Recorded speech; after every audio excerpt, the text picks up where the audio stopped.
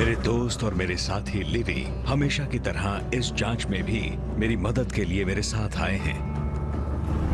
ये देखो सामने आग लगी हुई है।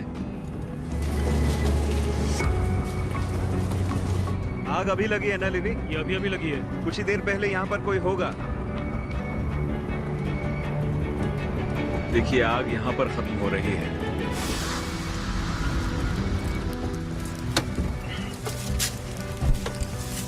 मैंने पहले भी पोचर्स को इस तकनीक का इस्तेमाल करते देखा है। कई साल अफ्रीका में बतौर गाइड काम करते वक्त मैं इंसानों की जलाई ऐसी आग देख चुका हूँ।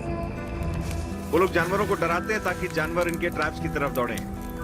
जानवरों का पूरा झुंड आग से बचकर भागते हुए उनके ट्रैप्स में फंस सकता है, या ये भी हो सकता है कि वो इसीलिए आग लगाते हैं ताकि नई ताजी घास यहाँ से उग सके। देखिए यहाँ की घास जल चुकी है। अगर आप लोग यहाँ, मैं राख हटाता हूँ, ये यहाँ घास के जले हुए टफ्ट्स हैं। देखिए अब यहाँ पे ये होने वाला है कि ये जितने टफ्ट्स आप देख पा रहे हैं ये फिर से उगेंगे। जल्दी ही यहाँ छोटी छोटी हरी घास उग जाएगी जिन्हें खाने जंगली जानवर यहाँ आएंगे। तो वो लोग इस पूरे इलाके में स्नेयर्स लगा देंगे ताकि जानवर यहाँ चरने आए तो उन स्नेयर्स में फंस जाएं। अब आप कल्पना करके देखिए कि अगर आप जान जाएं कि जानवर कहाँ आएंगे और उस पूरे इलाके को आप ट्रैप्स और स्नेयर से घेर लें, तो ऐसे में जानवरों को बचाना मुश्किल है। मुझे यकीन नहीं होता। किसी भी क्राइम सीन की तरह जांच का सबसे पहला कदम है सुराग की तलाश करना। तो वो लोग यहीं से आए होंगे, है ना? हाँ, ये देखो, ये आने जाने का रास्ता है। मुझे लगता है वो हमसे डर के भाग गए, क्योंकि हम लोग उस तरफ से आए हैं और आप देख सकते हैं ये हिस्सा पहले ही जल चुका है। और जाहिर सी बात है कि वो लोग उस तरफ को भाग कर गए होंगे हमारी गाड़ियों की आवाज सुनकर, क्योंकि उन्होंने आधा ही मैदान जलाया था और हमने उन्हें रोक दिया। जब आग गलती से लगती है या अपने आप लगती है तो ऐसे ही जलती। ये तो रास्ते के दोनों तरफ जल रही है। मुझे यहाँ कोई निशान नहीं दिख रहे लिवी।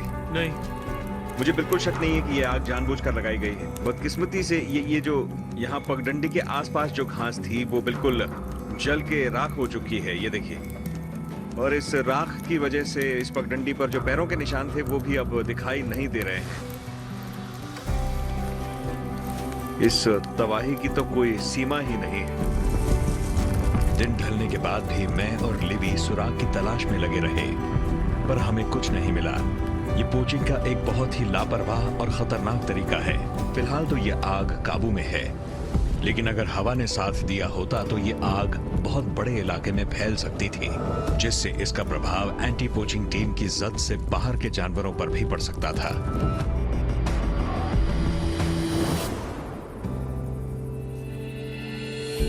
इन पोचर्स को रोकने के लिए मेरे एक कॉलीग क्रेग विंट अपनी एंटी पोचिंग टीम के साथ कुछ ही घंटों की दूरी पर हैं। वहां उन्हें काफी सफलता मिली है। लिवी और मैं इस आग के बारे में बताने उनसे मिलने आए हैं। Good morning Ivan. कैसे हो दोस्त? बहुत अच्छे। आप? बस बढ़िया। क्रेग ने मुझे बताया कि पिछले कुछ हफ्तों में आग का ये पहला मामला नहीं है। ये साफ है कि आग की मदद से जंगली जानवरों को एक खास इलाके की तरफ खदेड़ा जा रहा है। क्रेग की टीम के साथ इलाके के नक्शे पढ़ने के बाद हम अपनी गाड़ियों पर सवार होकर इन पोचर्स के सुराग ढूंढने के लिए निकल पड़े। ये एंटी पोचिंग स्काउट्स इलाके को बहुत अच्छी तरह से जानते हैं और लगातार उन पगडंडियों और रास्तों की तलाश में रहते हैं जिनका इस्तेमाल पोचर्स करते हों।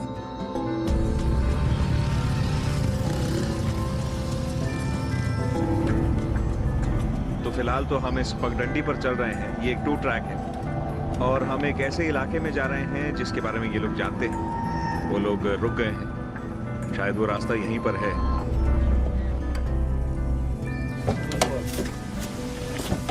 वो कह रहे हैं कि पगडंडी पर साइकिल के टायर के निशान मिले। जरा दिखाइए। साइकिल के निशान है, ये रहे, देखिए 3। तो ये लोग कह रहे हैं कि यहाँ पे 3 बाइसिकल्स के निशान हैं और कई लोगों के पैरों के निशान भी हैं। पता नहीं कितने लोग हैं, मगर ये बात साफ है कि ये निशान काफी ताजे हैं। आमतौर पर स्थानीय लोग इस दूर दराज के रास्ते का इस्तेमाल नहीं करते हैं। ऐसे में ताजे निशान मिलना मतलब पोचर्स करीब हैं। और जल्दी ही लिवी की तेज आंखों को कुछ दिखाई दिया है। ये पैरों के निशान आज के हैं, देखिए। ये हील है और यहाँ बीच में एक लाइन है, देखिए। और जब उस आदमी ने पैर उठाया होगा तो डस्ट की वजह से ये लाइन बनी है, और ये लाइन बताती है कि ये निशान बहुत ही ताजा है। जैसे जैसे हवा और मौसम इस निशान पर पड़ते हैं, वैसे वैसे ये लाइन गायब होती जाएगी।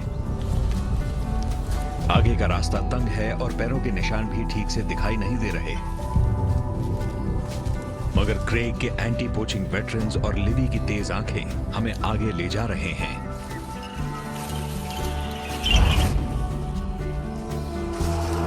मुझे आगे कुछ नजर आया है।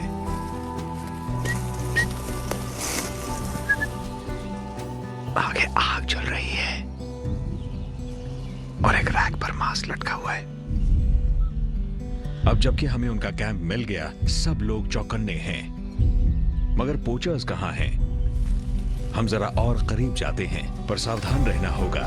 आग जल रही है, मतलब वो करीब हैं। तो लोग यहीं पर खड़े रहना और आसपास नजर रखना।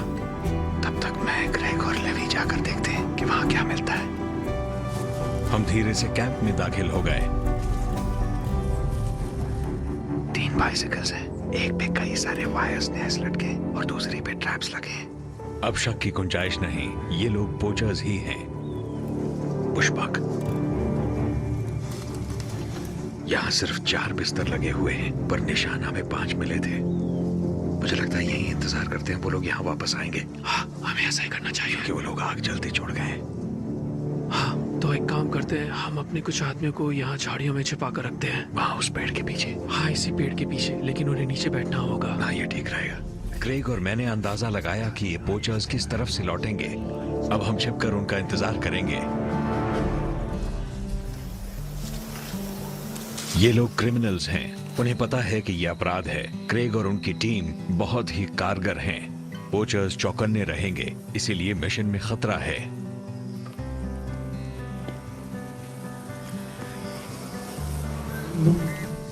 आग बुझ चुकी है, आग में से अब सिर्फ धुआं निकल रहा है, पर मुझे पक्का यकीन है वो लोग आज ही लौट कर आएंगे।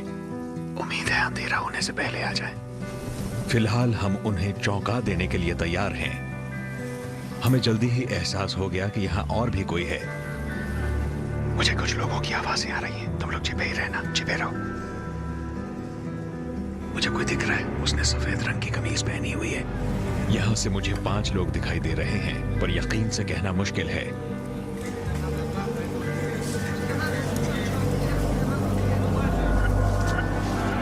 उन्होंने हमें देख लिया।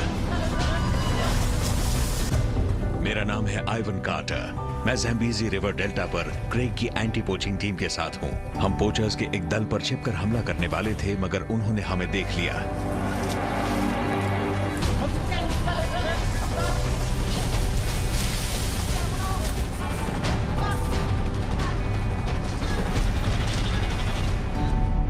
बहुत बढ़िया, शाबाश।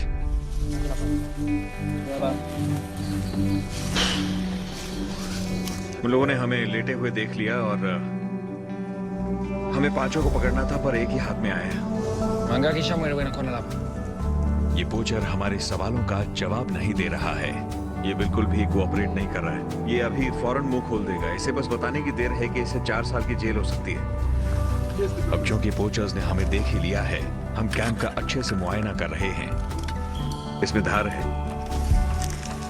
अनुभव ने मुझे हर कोने में जांच करना सिखाया है।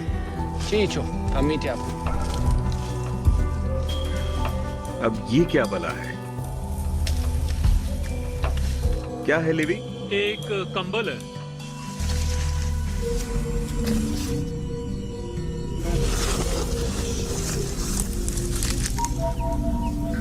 ये तेंदुआ है। ये देखो, ये तो मांस के लिए शिकार से कहीं ज्यादा बदतर है। Ipuena Bambalo. Ipuena Bambalo. Hey, Ipuena Bambalo. Ipuena Bambalo Bandalo. तो ये लोग यहाँ पर सिर्फ मांस की तस्करी नहीं कर रहे हैं, ये बहुत बड़ी बात है। हम तो यहाँ पे बुश मीट के लिए पोचिंग की जांच करने आए थे, पर तेंदुए की खाल के मिलने से सब कुछ बदल गया है। हालांकि किसी भी जानवर का शिकार करना सही नहीं है, मगर तेंदुए के शिकार से कोई खास फायदा नहीं है। इसके मांस को फेंक दिया जाता है, पोचर्स सिर्फ इसकी खाल उधेड़ लेते हैं, जिसे बेचकर वो पैसा कमाते हैं। इसकी बाकी की लाश को सड़ने के लिए छोड़ दिया जाता है। अगर हमें ये खाल नहीं मिलती तो ये लोग इसे ब्लैक मार्केट में बेचने के लिए साइकिल पर बांधकर ले जा चुके होते। अक्सर अफ्रीका के रिवाजों में इस्तेमाल होने वाले इस फर की अच्छी खासी कीमत मिलती है, मोजाम्बिक में लगभग 1 साल की आमदनी के बराबर। इस तरह की खाल को रखना तक भी गैर कानूनी है। तेंदुओं जैसे जानवर भी इन पोचर्स की स्नेयर लाइन का शिकार बनते हैं। तेंदुए और शेर जैसे जानवर भी जाल में फंसे मरे हुए जानवर की तरफ आते हैं, या उसकी चीखने पुकारने की आवाज सुनकर वो शेर या तेंदुआ उस जख्मी जानवर को देखता है, उसका मुआयना करता है और उसी की तरह जाल में फंस जाता है। अफ्रीका के जंगलों का राजा शेर 350 किलो तक का हो सकता है। अफसोस कि ये खूंखार शिकारी भी इंसान के बनाए एक मामूली वायर स्नेयर से बच नहीं पाता है। मैं बेली वॉन बिग कैट सेंचुरी आया हूं ऐसे ही एक जाल में फंसकर बचने वाले एक शेर को देखने। मुझे देखते ही वो फौरन आक्रामक हो गया है। ये शेर एक बड़ा नर है और इसे इंसान बिल्कुल पसंद नहीं।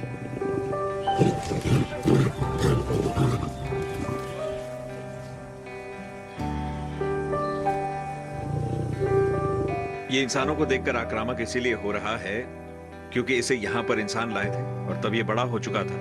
इसकी किस्मत वाकई अच्छी है। वो वायर स्नेयर इसकी गर्दन में फंस गया था। तार इसकी गर्दन के बिल्कुल बेस में फंसी थी और ये जितना छटपटाया इसके एसोफेगस में एक छेद हो गया जिससे ये सांस ले पाया और फिर डॉक्टर्स की मदद से फिर इसकी जान बचा ली गई। ये जी तो रहा है मगर हमेशा डर में। जानवरों के साथ ऐसा नहीं होना चाहिए। एक नर शेर जैसा शाही जीव खुला घूमता हुआ अच्छा लगता है, ना कि अपने आखिरी के दिनों को यहाँ रिहेबिलिटेशन में जंगल से दूर बिताकर। ये इंसान के लालच का ही नतीजा है और ये तार जो अफ्रीका के जंगली जीवन का गला घोट रही है। आखिरकार हमारा हुजूम देखकर ये डरा हुआ शेर भाग खड़ा हुआ।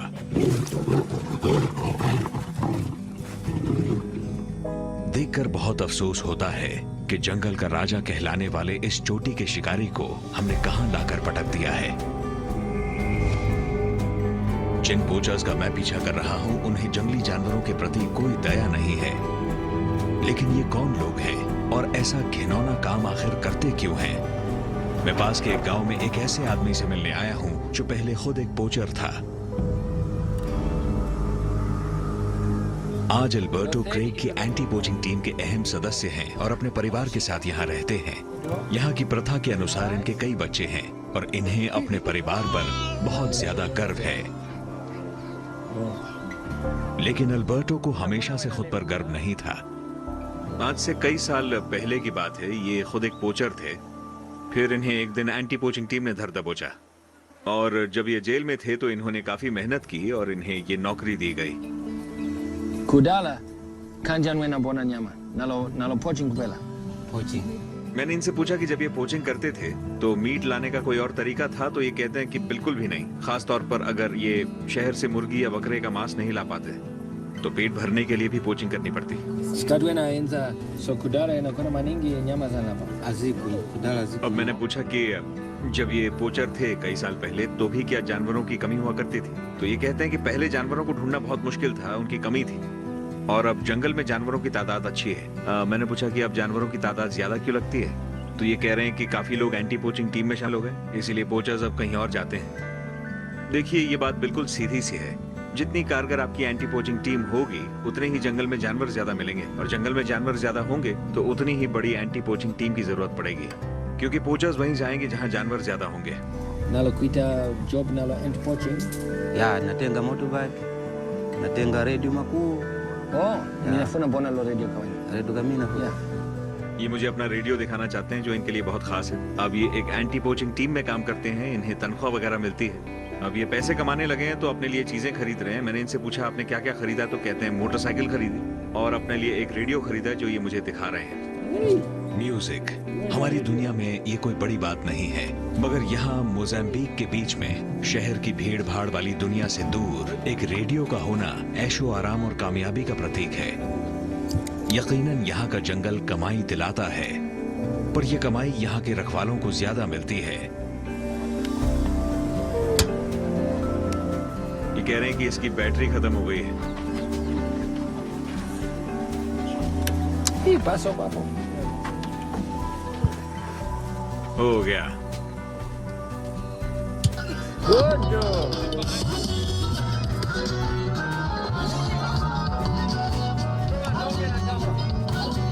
कई वर्षों की कड़ी मेहनत और सही का साथ देकर अल्बर्टो ने आज पैसे के साथ सम्मान भी कमाया है, और ये सब मुमकिन हो पाया है यहाँ के जंगल और उसके अंदर पलने वाले जंगली जीवन की रक्षा करके।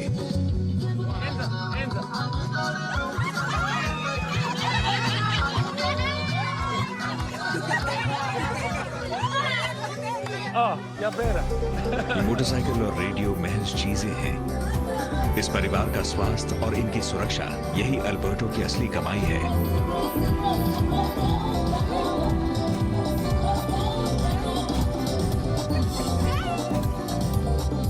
चलिए, शुक्रिया, मैं चलता हूँ। एंटी पोचिंग करने वाले गेम स्काउट्स को इंसेंटिव के तौर पर असल में पकड़ा गया मीट मिलता है, जिसे ये लोग अपने परिवार के लिए ले जा सकते हैं। चलो, मैं निकलता हूँ। पोचर्स के कैंप से हमें एक मरा हुआ हिरण और कुछ पकाया हुआ मांस मिला था। ये अवैध है, मगर इसका इस्तेमाल अच्छाई के लिए किया जा रहा है।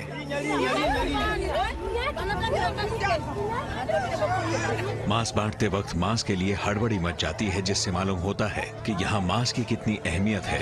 इन्हें कंट्रोल करना बहुत मुश्किल है। मुझे लगा मांस का एक छोटा टुकड़ा सबके हिस्से में आ जाएगा, मगर यहाँ तो ये लोग मांस के लिए झगड़ा कर रहे हैं, इधर उधर भाग रहे हैं। तो अब आप कल्पना कर सकते हैं कि इस मांस की कीमत क्या है। और पोचिंग की सबसे बड़ी दिक्कत यही है कि इस मांस की कीमत बहुत ज्यादा है। आप देख सकते हैं, लोग धक्के मार रहे हैं, लड़ रहे हैं, एक दूसरे पर चढ़े जा रहे हैं। बचा हुआ मीट बांटने के बाद हम यहाँ से चल दिए। आज हाथ से लोगों को मांस बांटकर ये बात मालूम हुई कि ये मांस इन लोगों के लिए क्या अहमियत रखता है, और ये एक बहुत जरूरी औजार है जिससे एंटी पोचिंग की जा सकती है। इससे फौरन समझ में आ जाता है कि पोचिंग करने की आखिर जरूरत ही क्यों पड़ती है। पेट भरने के लिए। इंसान अपना पेट पालने के लिए कुछ भी कर सकता है। तो ये लोग अगर पोचिंग कर भी रहे हैं तो पैसा कमाने के लिए कर रहे हैं, अपने लालच की वजह से। लेकिन पेट पालने के लिए पोचिंग करने वालों की पोचिंग रोकना जरूरी है, और उन्हें अगर काम दे दिया जाए तो पोचिंग क्यों करेंगे। अल्बर्टो की कहानी प्रेरणाजनक है, मगर यहाँ से निकलते हुए एक सच्चाई मुझे परेशान कर रही है। उस पोचर गैंग के 4 लोग अभी भी फरार हैं, और बगैर ताजा सुराग के मैं उनसे मिलने आया हूँ जिन्होंने एंटी पोचिंग में बहुत काम किया है। शायद उनके पास मेरे सवालों के जवाब हों। मेरा नाम है आइवन कार्टर। मैं ज़ैम्बीज़ी रिवर डेल्टा पर एक अवैध शिकारियों के दल का पीछा कर रहा हूँ। मैं एक ऐसे आदमी से मिलने आया हूँ जिन्होंने पोचर्स की कमर तोड़ी है, इस उम्मीद में कि उनके अनुभव से मैं उन बाकी के 4 पोचर्स को भी पकड़ पाऊंगा। इनका नाम है मार्क हेल्डेन, जो कि ज़ैम्बीज़ी डेल्टा सफारीज के मालिक हैं। हालांकि इन शिकारियों को डर हमेशा रहता है। अच्छी खबर ये है कि जानवरों की संख्या बढ़ रही है, छोटे से छोटे जानवर से लेकर बफलो तक। हाँ। तो अगर आप एक शिकारी हैं और आपको शिकार करना है तो आप जाहिर है यहीं आएंगे। तो ये जो शिकार है, इसे गांव वालों में बांटा नहीं जा रहा है। नहीं, मैं जानता हूँ। यहाँ के लोग इन शिकारियों को बिल्कुल भी पसंद नहीं करते, जिसकी वजह से उन्हें कोई पैसे भी नहीं मिलते। ये लोग खाने के लिए शिकार नहीं करते हैं। ये कमर्शियल मीट पोचर्स हैं जो अच्छा पैसा कमाने के लिए जानवरों का शिकार करते हैं। हाँ। मेरी एंटी पोचिंग टीम के ज्यादातर लोग पहले पोचर्स थे। अच्छा। ये पहले अवैध शिकार करते थे और अब अवैध शिकारियों को रोकने में मदद करते हैं। और सबसे बड़ी दिक्कत ये है कि ऐसे आदमी पकड़े भी जाते हैं और उनके पास आमदनी का और कोई जरिया नहीं होता, तो फिर वो पोचिंग ही करें। हाँ, ये तो है बिल्कुल। उन्हें आमदनी का कोई और जरिया, मतलब ये कोई छोटी प्रॉब्लम नहीं है। नहीं, हम इन लोगों को रोकेंगे। और सही कह रहे हैं, इन लोगों को तो हर हाल में रोक ही लेंगे हम। बिल्कुल रोकेंगे, रोकना ही होगा। Thank you Ivan. Thank you.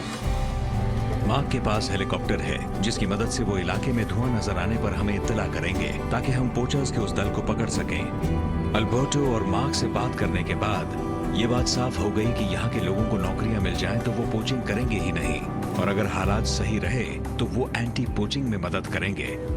मैं अपनी इस थियोरी की जांच करने वापस बेस कैंप जा रहा हूँ। ये पोचर, जिसे हम मार्टिन बुलाएंगे, अदालत में इसकी सुनवाई हो चुकी है। फिलहाल ये हवालात में है। Buena cona, eh? ये कहता है कि अगर इसकी सजा कम करवा दी जाए तो ये जानकारी देगा, पर कहीं ये झूठ तो नहीं कह रहा। मैं उन लोगों के बारे में जानना चाहता हूँ जो इसके साथ शिकार करते हैं। Minaz Vunzehna.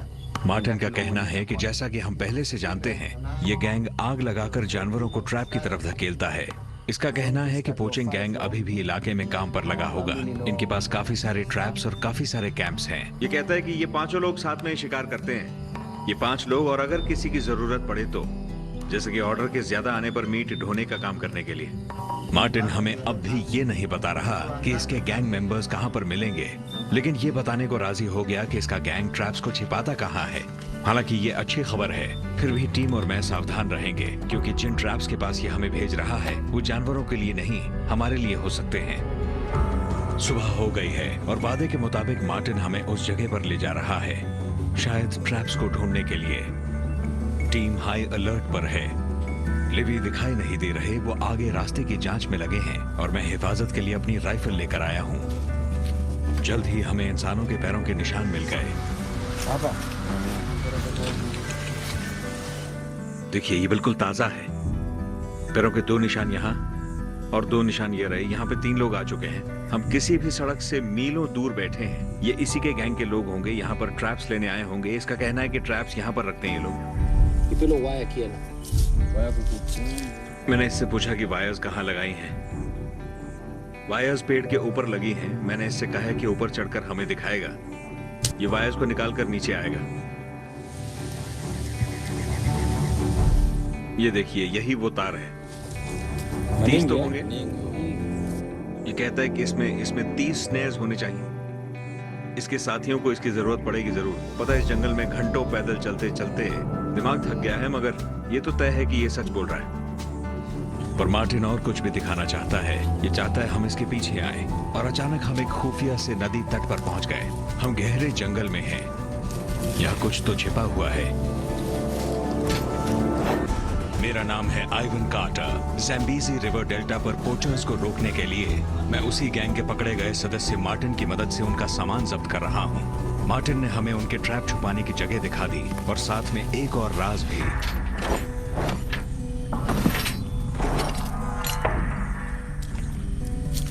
तीन बड़े गैर कानूनी लेग होल्ड ट्रैप्स, जिन्हें यहाँ आमतौर पर जिन ट्रैप्स कहा जाता है।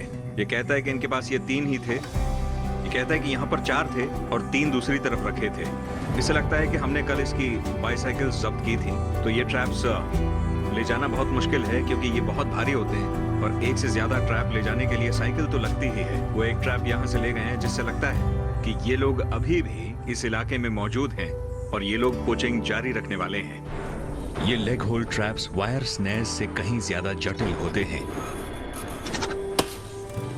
मैं जानना चाहता हूं कि मार्टिन का गैंग इन्हें लगाता कैसे है। मैंने इसे लगा के दिखाने को कहा। इसके मोटे स्टील के स्प्रिंग को नीचे करने के लिए काफी ताकत लगती है, और ये काम एक अकेले आदमी के बस का नहीं है। इसे लगाने के लिए एक से ज्यादा लोगों की जरूरत पड़ती है। यकीन नहीं होता इसका स्प्रिंग कितना सख्त है। हालांकि ट्रैप लग जाने के बाद ये लेग होल्ड ट्रैप बहुत खतरनाक हो सकता है। यहाँ जंगल थोड़ा सा खुलता है, आसपास पाम ट्रीज हैं और बीच में खुला मैदान है, और ये लोग मैदान की तरफ आते हर रास्ते पर ट्रैप लगाते हैं। तो ये देखिए, ये एक रास्ता है, और जानवर यहाँ से चलकर पानी पीने आते हैं। जंगल में यहीं पानी बचा है, शायद इसीलिए हमें इतनी दूर तक चलकर आना पड़ा है। ये उन्हें पकड़ने का बड़ा निर्दय तरीका है। पानी पीने आता जानवर इनमें फंस जाता है। मार्टिन अब इस ट्रैप को छिपाने का काम कर रहे हैं, सिर्फ नजरों से नहीं, बल्कि जानवर की हर उस इंद्री से जो उसे बचा सकती है। अब वो यहीं पास से कुछ पत्ते तोड़कर लाएगा, और ये पत्ते इसी इलाके के होने चाहिए, वरना जानवर सतर्क हो जाएगा और भाग जाएगा यहाँ से। वो इन पत्तों से इस ट्रैप को ढक देगा। लग जाने के बाद इस 20 किलो के हथियार की ना तो गंध आती है और ना ही ये जानवरों को दिखता है। अब ये आते हुए जानवरों को जकड़ने के लिए तैयार है। इन्हें लगाने के बाद एक पोचर के लिए भी इन्हें ढूंढना मुश्किल है। मार्टिन ने मुझे वो तकनीक भी बताई जिसका इस्तेमाल वो इन्हें ढूंढने के लिए करते हैं। इस डंडी पर ये 4 निशान लगा रहा है। इसका पोचिंग का ग्रुप इसी तरह 4 निशान लगाता है डंडी के ऊपर। ये कहता है इससे उनको पता लगेगा कि ट्रैप कहाँ कहाँ लगे हुए हैं, पर इससे ये भी पता लगता है कि ये ट्रैप किस गैंग का है। तो अब ये डंडी जिन ट्रैप के थोड़ा दूर गाड़ देगा, और एक और छोटी डंडी लगाकर ये दिखाएगा कि जिन ट्रैप कहाँ पर है। ये डंडी जिन ट्रैप के ऊपर नहीं लगाई जाती क्योंकि जानवर इसे सूंघ सकता है और उसे शक हो सकता है और फिर जानवर जिन ट्रैप के करीब नहीं जाएगा। मगर ये अगर दूर लगाया गया, और ये कहता है कि ये लोग ऐसे कई सारे डंडे लगाते हैं, तो अगर ये सड़क किनारे लगा है और अगर किसी आम आदमी को दिखता है तो उसके लिए इसका कोई मतलब नहीं होता। मगर इसकी नोक जिन ट्रैप की लोकेशन दर्शाती है और ये कहता है कि इस डंडी की लंबाई जो है, इससे अंदाजा होता है कि झाड़ी में कितनी दूर जिन ट्रैप लगा है। तो अगर ये इस तरह से लगा हो तो मतलब जिन ट्रैप करीब है, और अगर ये ऐसे लगा हो तो जिन ट्रैप काफी दूर है। तो इस तकनीक को समझने के बाद हमारे लिए उन लोगों को पकड़ना काफी आसान हो जाएगा। और ये जो 4 निशान हैं, इन्हें देखकर हमें पता लग जाएगा कि ये इसी गैंग के ट्रैप्स हैं या किसी और गैंग के ट्रैप हैं।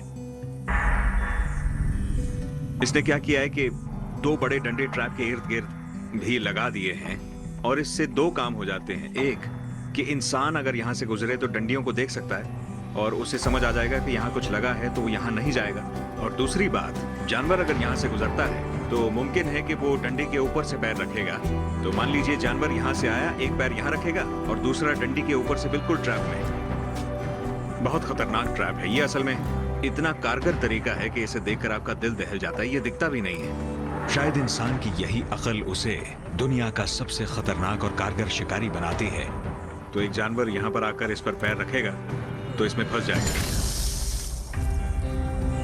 एक दांत ने डंडी को फाड़ दिया है, ऐसा ही जानवर की हड्डी के साथ होगा। इससे उस बेचारे की जान तो नहीं जाएगी, लेकिन उस जानवर के लिए इस 20 किलो के छुपे हुए ट्रैप को खींच कर ले जाना मुश्किल है। तो वो बेचारा वहीं पर खड़ा रहेगा और फिर ये पोचर्स आकर उसकी जान ले लेंगे। ये लोग भाले लेकर चलते हैं अपने साथ। फंसे हुए जानवर की जान भारी भालों से ली जाती है। इसने अभी बताया मुझे कि ये लोग इन भालों से फंसे हुए जानवरों को मारते हैं, तो इनसे ये जानवरों को घोंपते हैं। लेकिन अगर खतरनाक जानवर फंसा है जैसे बफेलो, तो ये लोग भाले फेंकते हैं।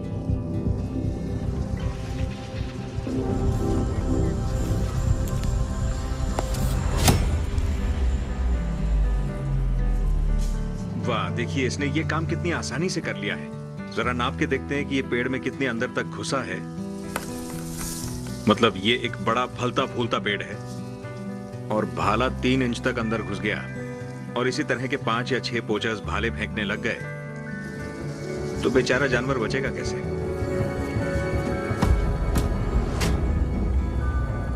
मेरे मिशन की शुरुआत हुई ज़ैम्बेज़ी रिवर डेल्टा पर आग और धुएं के बीच, जहां लिबी और मुझे एक बुश फायर मिली जिसे पोचर्स ने शुरू किया था ताकि जानवरों को अपने ट्रैप्स की तरफ खदेड़ सकें। क्रेग वेंट और उनकी एंटी पोचिंग टीम की एक्सपर्टीज की मदद से हमने इस पोचिंग गैंग के कैंप को ढूंढ निकाला। 4 लोग भाग निकले, पर उनमें से एक को हमने पकड़ लिया, मार्टिन। हमें इसके कैंप पर एक लेपर्ड स्किन मिली, जिसके बाद मैं बैली वॉन बिग कैट सेंचुरी गया, जहां मैंने पोचर्स के चंगुल में फंसकर बचकर निकलने वाले एक शेर की कहानी सुनी, जिसकी जान लगभग चली ही गई थी। ये समझने के लिए कि ये लोग जानवरों का शिकार क्यों करते हैं, मैं पोचर रह चुके एल्बर्टो से मिला, जो पोचर से संरक्षक बन गए हैं और उन्हीं जानवरों को बचाते हैं जिन्हें मारा करते थे। मैंने खुद अपनी आंखों से देखा कि यहाँ के लोगों के लिए मांस कितना अहम है। पकड़े गए पोचर मार्टिन की मदद से हमने ट्रैप्स का एक पूरा जत्था जब्त कर लिया और उन तरीकों को जाना जिनसे ये लोग इन ट्रैप्स को लगाते हैं। इसका पोचिंग का ग्रुप इसी तरह डंडी पर 4 निशान लगाता है, जिससे पता लगता है कि ये ट्रैप किस गैंग का है। इनके काम करने का तरीका बहुत कारगर है और इन्हें रोकना ही होगा।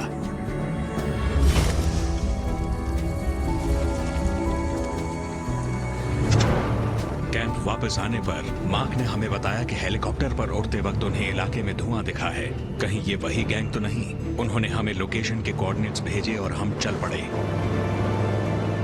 मेरा नाम है आइवन कार्टर और मैं ज़ैम्बेज़ी रिवर डेल्टा पर पोचर्स के एक गैंग का पीछा कर रहा हूँ। उनके ट्रैप्स को जब्त करने के बाद अब हमें शायद उनके कैंप से निकलता धुआं दिखाई दिया है और अब हम उन्हें पकड़ने के एक कदम और आगे हैं। अब इससे पहले कि हम पोचर्स को देखें, उन्होंने हमें देख लिया तो मुसीबत हो जाएगी। मार्क की दी लोकेशन एक अंदाजा है। अगर हमने ध्यान नहीं दिया तो पूरा इलाका नहीं छान पाएंगे। ऐसे में पोचर्स बचकर निकल सकते हैं। क्रेग का आइडिया है कि एंटी पोचिंग की पूरी टीम को फैलाकर एक लाइन में आगे बढ़ना चाहिए। इससे हमारे दिखने के चांसेस बढ़ जाते हैं, मगर हमारे पास और कोई रास्ता नहीं है। हर किसी को चौकन्ना रहने की जरूरत है। हम पंछियों की भाषा में बात करेंगे।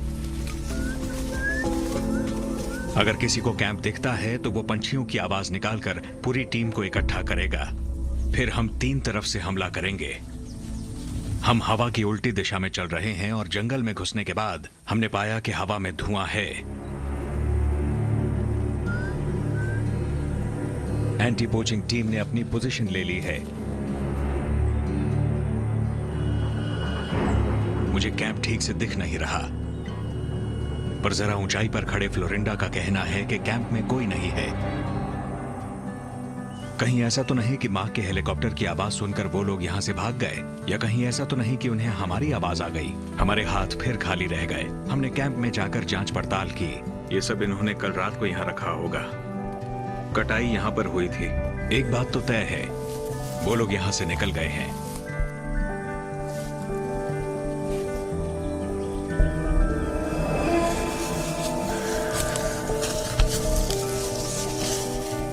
ये देखो, यहाँ देखो, ये वही 4 निशान हैं जिनसे इस गैंग को पता लगता है कि ये ट्रैप इनके हैं या नहीं।